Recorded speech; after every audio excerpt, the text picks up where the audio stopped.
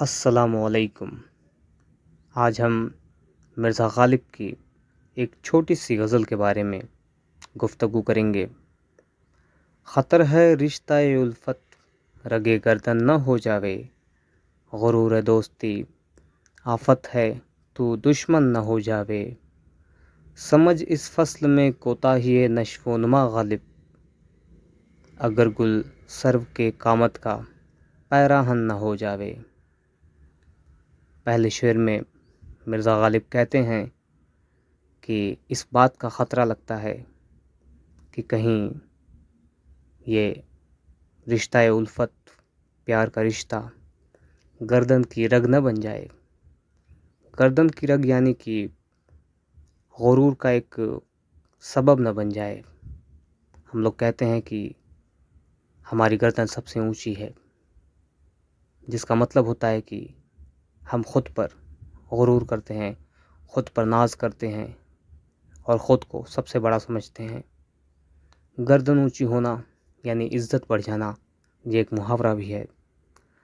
تو غالب کہتے ہیں کہ خطر ہے اس بات کا خطرہ ہے کہ کہیں میرے یہ پیار کا رشتہ میری گردن کی رگ نہ بن جائے۔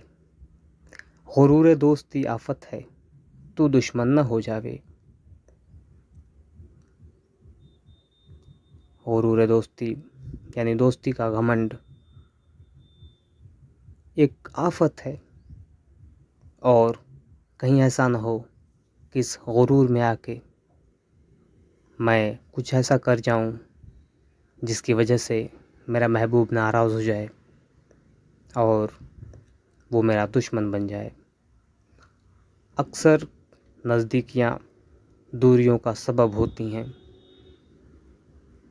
لوگ نزدیک سے نزدیک ہوتے جاتے ہیں اور پھر یہی وجہ بنتی ہے ان کے دور سے بھی دور چلے جانے کی۔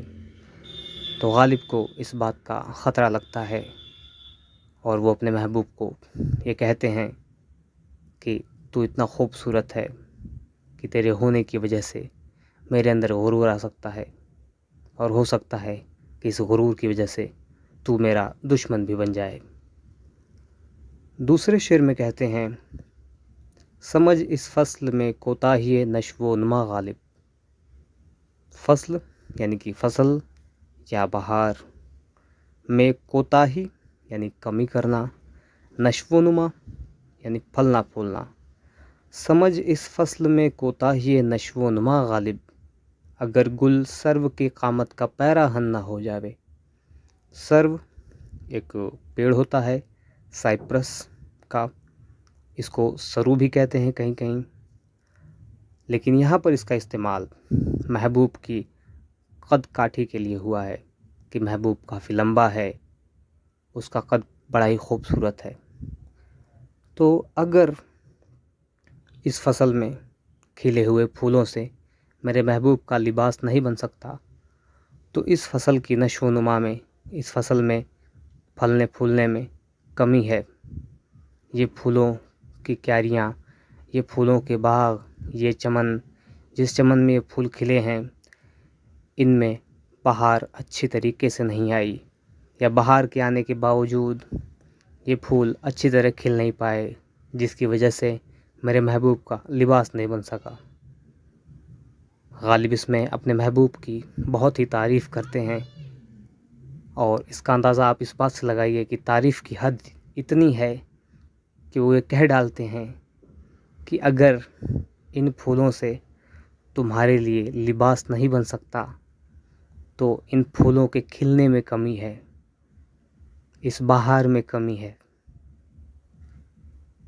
غالب کا یہ انداز ان کی نشاتیہ شاعری کا ایک